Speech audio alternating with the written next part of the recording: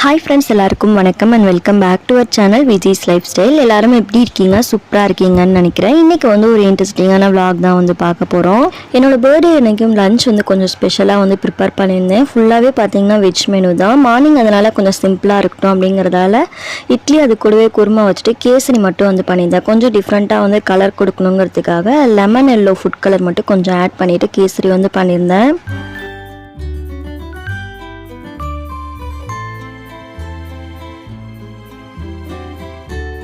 Afternoon lunch எப்போயாவது நம்ம ஹெவியாக பண்ணுறோம் அப்படின்னா பிரேக்ஃபாஸ்ட் ரொம்ப சிம்பிளாக பண்ணிட்டோம்னா நமக்கு டயர்டு இருக்காது வேலை செய்யும்போது.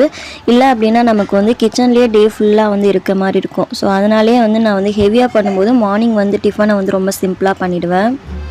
இன்றைக்கி என்ன லஞ்ச் பண்ணுறேன்னு பார்த்தீங்கன்னா ப்ளைனாக பிரியாணி பண்ணலான் இருக்கேன். சைடிஷ்க்கு மஷ்ரூம் பெப்பர் ஃப்ரை கூட காலிஃப்ளவர் 65 மாதிரி பண்ணலான் இருக்கேன். அதனால் சுடுதண்ணியில் காலிஃப்ளவரை கொஞ்சமாக மஞ்சள் தூள் போட்டு ஊற வச்சுருக்கேன். அதுக்கப்புறம் ரோஸ் மில்க் பாயசம், அதுக்கப்புறம் ஃப்ரூட் கஸ்டர்ட் பண்ணலான் இருக்கேன். ரோஸ் மில்க் பாயசம் பண்ணுறதுக்கு நான் 1/2 லிட்டர் பால் எடுத்திருக்கேன். அதில் 1/4 லிட்டர் தண்ணி ஆட் பண்ணி நல்லா பாயில் ஆனதுக்கப்புறம் இதில் நம்ம சேமியா ஆட் பண்ணிக்கலாம். வறுத்த சேமியா அதில் ஆட் பண்ணிக்கலாம். சேமியா வேகட்டும். இந்த சைடு பார்த்திங்கன்னா நான் ஃப்ரூட் கஸ்டர்டுக்கு பால் கொதிக்க வச்சுருக்கேன். 1/2 லிட்டர் பால் எடுத்திருக்கேன். அது நல்லா பாயில் ஆனதுக்கு பிறகு இதில் 2 ஸ்பூன் அளவுக்கு கஸ்டர்ட் பவுடர் ஆட் பண்ணியிருக்கேன். கொஞ்சமாக பால் சேர்த்துட்டு அதை கலந்ததுக்கு பிறகு இதில் ஆட் பண்ணியிருக்கேன். சேமியா வெந்ததுக்கு பிறகு நம்ம இதில் ஸ்வீட் சேர்த்துக்கலாம். நான் இன்றைக்கி ஸ்வீட்னஸ்க்கு மில்க் மேட் ஆட் பண்ணியிருக்கேன். அதுக்கு பதிலாக நீங்கள் சக்கரை கூட நீங்கள் தேவையான அளவுக்கு ஆட் பண்ணிக்கலாம். ரோஸ் மில்க் எசன்ஸ் பார்த்திங்கன்னா கொஞ்சமாக ஆட் பண்ணிக்கிறேன். ஒரு 1/4 ஸ்பூன் அளவுக்கு ஆட் பண்ணிவிட்டு நம்ம மிக்ஸ் பண்ணிட்டோம் அப்படின்னா பாயசம் ரெடி ஆயிரும். லாஸ்ட்டாக நம்ம முந்திரி திராட்சை ஆட் பண்ணிக்கலாம். இதில் ஃப்ரூட் கஸ்டர்டுக்கு பார்த்திங்கன்னா இங்கே பால் நல்லா திக்க ஆரம்பிச்சிருச்சு. இந்த ஸ்டேஜில் நம்ம சுகர் ஆட் பண்ணிவிட்டு நம்ம இதை ஆற வச்சிடலாம். நான் சுகர் கொஞ்சம் கண்டென்ஸ்டு மில்க் சேர்த்து மிக்ஸ் பண்ணியிருக்கேன். பாயசம்க்கு முந்திரி திராட்சை நெய்யில் வறுத்து இதில் ஆட் பண்ணியிருக்கேன். இதில் ஏலக்காய் பவுடர் ஆட் பண்ணல. ஏன்னா ரோஸ் மில்க் அந்த எசன்ஸோட ஃப்ளேவரே இருக்கட்டும் அப்படிங்கிறதால ஏலக்காய் பவுடர் ஆட் பண்ணாமல் பண்ணியிருக்கேன். நெக்ஸ்ட்டு மஷ்ரூம் பெப்பர் ஃப்ரை பண்ணுறதுக்கு கடாயில் கொஞ்சமாக ஆயில் சேர்த்துருக்கேன். அதில் கடுகு பொரிஞ்சதுக்கு பிறகு ஒரு பெரிய வெங்காயம் நல்ல பொடியாக சாப் பண்ணி எடுத்திருக்கேன். அதில் கொஞ்சமாக சால்ட் ஆட் பண்ணிவிட்டு வெங்காயத்தை வதக்கிக்கலாம். இது பண்ணுறதுக்கும் ரொம்ப நேரம் ஆகாது. வெங்காயம் லைட்டாக வதங்கினதுக்கு பிறகு இதில் கொஞ்சமாக இஞ்சி பூண்டு லைட்டாக தட்டிட்டு சேர்த்துருக்கேன் ஒரு ஃப்ளேவர். இதோட ராஸ்மல் போனதுக்கு பிறகு இதில் நம்ம கட் பண்ணி வச்சிருக்க மஷ்ரூம் ஃபுல்லாக இதில் ஆட் பண்ணிக்கலாம். நான் ஒரு பாக்கெட் மஷ்ரூம் நான் கட் பண்ணிட்டு சேர்த்துருக்கேன். கூடவே ஒரு குடைமிளகாய் இதில் சேர்த்துருக்கேன். கொஞ்சமாக சால்ட் சேர்த்துட்டு இதை நம்ம வதக்கிக்கலாம். இதில் தண்ணி எதுவும் சேர்க்காம நம்ம குக் பண்ணி எடுத்துக்கலாம். மஷ்ரூம் ஒரு 3/4 பதம் வெந்ததுக்கு பிறகு நம்ம மசாலா ஆட் பண்ணிக்கலாம். தேவைப்பட்டுச்சு அப்படின்னா மட்டும் நீங்கள் கொஞ்சமாக தண்ணி ஆட் பண்ணிக்கோங்க. மசாலாக்கு பார்த்திங்கன்னா ஜீரகத்தூள், சோம்புத்தூள், மிளகுத்தூள் இது மூணுமே 1/2 ஸ்பூன் சேர்த்துருக்கு. இதை நல்லா மிக்ஸ் பண்ணிவிட்டு ஒரு 5 நிமிஷம் லோ ஃப்ளேமில் வச்சு எடுத்தோம் அப்படின்னா நமக்கு மஷ்ரூம் பெப்பர் ஃப்ரை ரெடி ஆகிடும். இங்கே பிரியாணி ரெடி பண்ணிகிட்ருக்கேன். நார்மலாக பிரியாணி பண்ணுற மாதிரி தான் வெங்காயம், தக்காளி, பச்சை மிளகாய், இஞ்சி பூண்டு இதெல்லாம் ஆட் பண்ணிவிட்டு லாஸ்ட்டாக புதினா கொத்தமல்லி ஆட் பண்ணியிருக்கேன். இது நல்லா வதங்கினதுக்கு பிறகு கடைசியாக நம்ம காரத்துக்கு மிளகாய் தூள் சேர்ப்போம். அதுக்கு பதிலாக நான் பிரியாணி மசாலாவே ஆட் பண்ணியிருக்கேன். 1/2 kg ரைஸுக்கு ஒரு பேக்கெட்டில் 1/2 பேக்கெட் அளவுக்கு நான் பிரியாணி மசாலா ஆட் பண்ணியிருக்கேன். நம்ம ஸ்டோர்லலாம் வாங்குறோம் இல்லையா, அதே பிரியாணி மசாலா ஆட் பண்ணி இந்த பிரியாணி பண்ணியிருக்கேன். 1:2 அந்த ரேஷியோவில் தண்ணி ஆட் பண்ணிவிட்டு தேவையான அளவுக்கு சால்ட் ஆட் பண்ணிவிட்டு தண்ணி நல்லா கொதிச்சதுக்கப்புறம் இந்த அரிசி ஆட் பண்ணிக்கிறேன். நான் இன்றைக்கி துளசி அரிசி எடுத்திருக்கேன். ஜீரக சம்பா அரிசிக்கு பதிலாக துளசி அரிசி ஆட் பண்ணி இந்த பிரியாணி பண்ணியிருக்கேன்.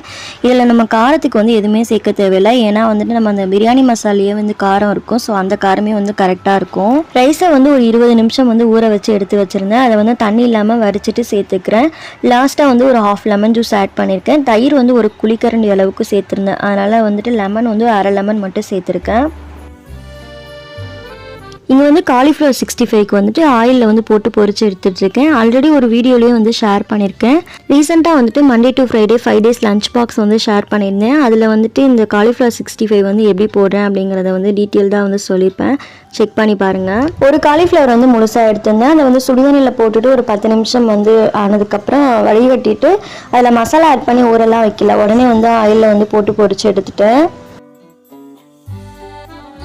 இங்கே வந்து பிரியாணி வந்து தம் போடுறதுக்கு வந்து ரெடி ஆகிடுச்சு. தண்ணிலாம் வற்றினதுக்கு பிறகு ஈவன் பண்ணிவிட்டு நம்ம க்ளோஸ் பண்ணிவிட்டு மேலே வந்து வெயிட் வச்சுக்கலாம். தம் போட்டதுக்கு பிறகு நம்ம 20 நிமிஷம் வந்து லோ ஃப்ளேமில் வச்சு எடுத்தோம் அப்படின்னா நமக்கு பிரியாணியும் சூப்பராக ரெடி ஆகிடும். ஃப்ரூட் கஸ்டர்டுக்கு வந்து ஆப்பிள், பனானா அதெல்லாம் அரைனதுக்கு பிறகு நான் வந்து சேர்த்துக்கிறேன். இதில் நீங்கள் வந்துட்டு வேறு ஏதாவது ஃப்ரூட்ஸ் இருந்துச்சு அப்படின்னாலும் நீங்கள் ஆட் பண்ணிக்கலாம். பொமோகிரேனட், திராட்சை இந்த மாதிரி இருந்தாலும் அப்படின்னா நீங்கள் அதில் ஆட் பண்ணிக்கலாம். இது வந்து கூலிங்காக வேணும் அப்படின்னா சர்வ் பண்ணுறதுக்கு முன்னாடி இதை வந்து ஃப்ரிட்ஜில் வந்து ஒரு 1 hour வந்து வச்சு எடுத்தோம் அப்படின்னா நமக்கு வந்து கூலிங்காக கிடச்சிட்டோம். பிரியாணி ரெடி ஆகிறதுக்கு எப்படியும் வந்து 20 நிமிஷம் வந்து டைம் ஆகும். ஸோ அந்த டைமுக்குள்ளே வந்துட்டு நான் வந்து கவுண்டர் டாப் ஃபுல்லாகவே வந்து க்ளீன் பண்ணிக்கிறேன். ஃப்ரிட்ஜில் எடுத்து வைக்கிறதெல்லாம் வந்து ஃப்ரிட்ஜில் எடுத்து வச்சுட்டு பாத்திரம் வந்து விளக்க போடுறதெல்லாம் எடுத்து போட்டுட்டு கொஞ்சமாக வந்து பாத்திரம் இருக்குது அதையும் வந்து கழுவி வச்சுட்டோம் அப்படின்னா நமக்கு வந்துட்டு சாப்பிட்டதுக்கப்புறம் வந்து சிங்கில் பாத்திரம் சேரும்போது கம்மியாக இருக்க மாதிரி இருக்கும். கிச்சனில் வந்து குக் பண்ணும்போது ஃப்ரீ டைம்லாம் கிடைக்கும் இல்லையா, அப்போ தான் வந்துட்டு நம்ம வந்து நிற்காமல் கொஞ்சமாக பாத்திரம் சிங்கில் இருந்துச்சு அப்படின்னால அதெல்லாம் வாஷ் பண்ணிட்டோம் அப்படின்னா கிச்சனில் குக் பண்ண மாதிரி இருக்கும். நம்ம வந்து கிச்சன் வேலையும் கம்மி பண்ண மாதிரி ஆயிடும்.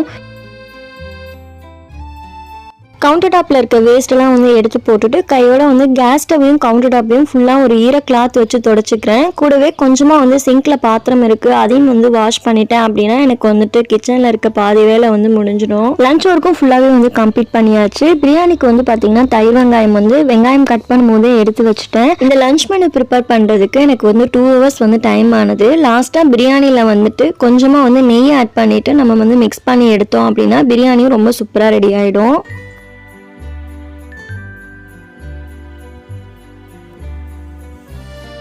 லஞ்ச் வந்து ஸ்பெஷலாக பண்ணுறேன் அப்படிங்கிறதால மார்னிங் வந்து லஞ்ச் பாக்ஸ் வந்து கொடுத்துள்ள லஞ்ச் வந்து நானே வந்து கொண்டு வரேன்னு சொல்லிட்டேன். அதனால் லஞ்ச் பாக்ஸ் வந்து இப்போ பேக் பண்ணிகிட்ருக்கேன். பிரியாணி மட்டும் தனியாக ஒரு லஞ்ச் பாக்ஸில் பேக் பண்ணிவிட்டு சைட் டிஷ்லாம் வந்து ஒரு கேரியரில் வச்சுருந்தேன். கூட வந்துட்டு ஃப்ரூட் கஸ்டர்ட் மட்டும் தனியாக வந்து ஜூஸ் கொண்டு போவாங்க அதில் வந்து பேக் பண்ணி கொடுத்துருந்தேன்.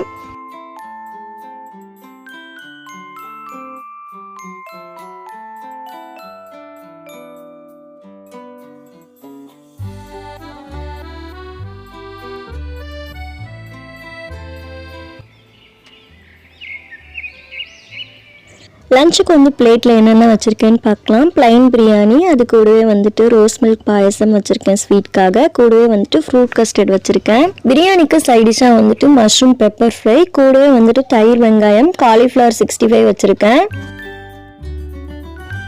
ஈவினிங் வந்து கேக் வந்து பண்ணலான் இருந்தேன். வேலை நிறைய இருந்துச்சு அப்படின்னால ஹஸ்பண்டே வந்து வேணான்னு சொல்லிட்டாங்க. அவங்களே வாங்கிட்டு வந்திருந்தாங்க. ஈவினிங்க்கு மேலே தான் வந்து கோவிலுக்கும் போயிருந்தோம்.